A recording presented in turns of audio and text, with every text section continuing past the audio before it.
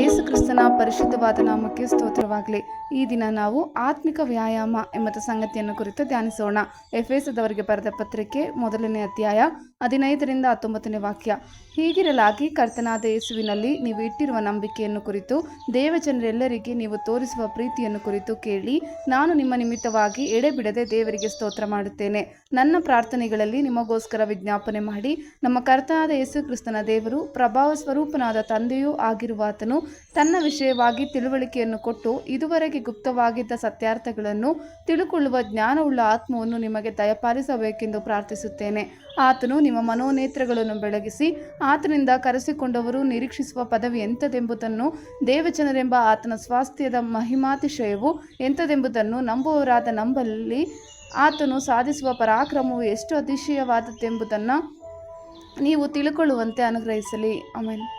ಯಾವುದೇ ರೀತಿಯ ಕ್ರೀಡಾ ಪುರುಷರು ಅಥವಾ ಕ್ರೀಡಾಪಟುಗಳಿಗೆ ಅತ್ಯಂತ ಪ್ರಮುಖ ಆದ್ಯತೆ ಎಂದರೆ ದೈಹಿಕ ಸಾಮರ್ಥ್ಯ. ಆದ್ದರಿಂದ ಅವರು ಉತ್ತಮ ಆಹಾರದೊಂದಿಗೆ ಪ್ರತಿದಿನವೂ ಒಂದು ವರ್ಕೌಟನ್ನು ಮಾಡುತ್ತಾರೆ. ಆತ್ಮಿಕ ಜೀವನದಲ್ಲಿ ವ್ಯಾಯಾಮವೆಂದರೆ ಪ್ರಾರ್ಥನೆ, ಸತ್ಯವೇದ ಓದುವುದು ಮತ್ತು ಉಪವಾಸ ಮಾಡುವುದಾಗಿದೆ. ನಾವು ದೇವರಿಗೆ ಸಂಪೂರ್ಣ ಅಧೀನರಾಗುವ ಮೂಲಕ ನಮ್ಮ ದೇಹವನ್ನು ಅಧೀನಕ್ಕೆ ತರಬೇಕು. ಅಭಿಷಿಕ್ತ ಜನರೊಂದಿಗಿನ ಸಂಪರ್ಕವು ದೇವರಲ್ಲಿ ದೃಢವಾಗಿ ನಿಲ್ಲಲು ನಮಗೆ ಸಹಾಯ ಮಾಡುತ್ತದೆ.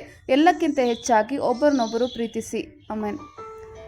ದೇವರ ಸಂಪೂರ್ಣ ರಕ್ಷಾ ಕವಚವನ್ನು ಧರಿಸಿಕೊಳ್ಳಿರಿ. ಎಫೆಸ 6ನೇ ಅಧ್ಯಾಯ 13ರಿಂದ 18ನೇ ವಾಕ್ಯ.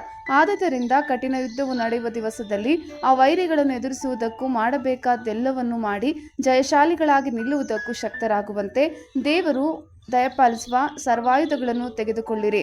ಸತ್ಯವೆಂಬ ನಡುಕಟ್ಟನ್ನು ಕಟ್ಟಿಕೊಂಡು ನೀತಿ ಎಂಬ ವಜ್ರ ಕವಚವನ್ನು ಧರಿಸಿಕೊಂಡು ಸಮಾಧಾನದ ವಿಷಯವಾದ ಸುವಾರ್ತೆಯನ್ನು ತಿಳಿಸುವುದರಲ್ಲಿ ಸಿದ್ಧವಾದ ಮನಸ್ಸೆಂಬ ಕೆರೆಗಳನ್ನು ಮೆಟ್ಟಿಕೊಂಡು ನಿಲ್ಲಿರಿ ಮತ್ತು ನಂಬಿಕೆ ಎಂಬ ಗುರಾಣಿಯನ್ನು ಹಿಡಿಕೊಳ್ಳಿರಿ.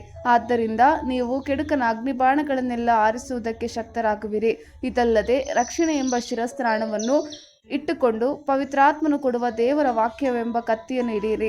ನೀವು ಪವಿತ್ರಾತ್ಮ ಪ್ರೇರಿತರಾಗಿ ಎಲ್ಲ ಸಮಯಗಳಲ್ಲಿ ಸಕಲ ವಿಧವಾದ ಪ್ರಾರ್ಥನೆಯಿಂದಲೂ ವಿಜ್ಞಾಪನೆಯಿಂದಲೂ ದೇವರನ್ನು ಪ್ರಾರ್ಥಿಸಿರಿ. ಇದರಲ್ಲಿ ಪೂರ್ಣ ಸ್ಥಿರಚಿತ್ತರಾಗಿದ್ದು ದೇವಜನರೆಲ್ಲರ ವಿಷಯದಲ್ಲಿ ವಿಜ್ಞಾಪನೆ ಮಾಡುತ್ತಾ ಎಚ್ಚರವಾಗಿರಿ. ಆಮೇನ್. ಯೇಸು ಕ್ರಿಸ್ತನ ಕೃಪೆ ನಿಮ್ಮೆಲ್ಲರೊಂದಿಗಿರಲಿ.